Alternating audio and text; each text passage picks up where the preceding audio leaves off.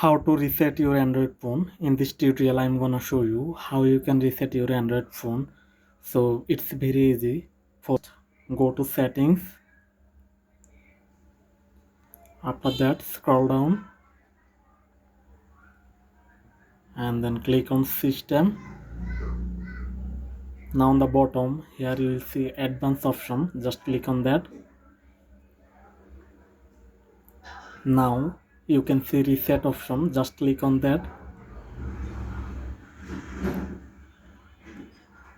Now if you want to erase all data, then select the last option. This will be reset your all data. So before reset, make sure you have a backup of all of your data. So after backup, then click on erase all data. Now you have to enter your password or PIN. After that, click on next and then click on erase all data. Now it will take a few moments to reset your phone. Just wait a couple of moments. Now my phone is resetting.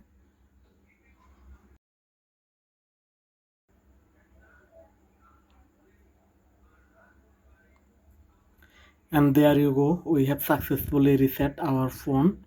So this is how you can reset your Android phone. So it's very easy. So if this video helped you out, please like, comment and subscribe.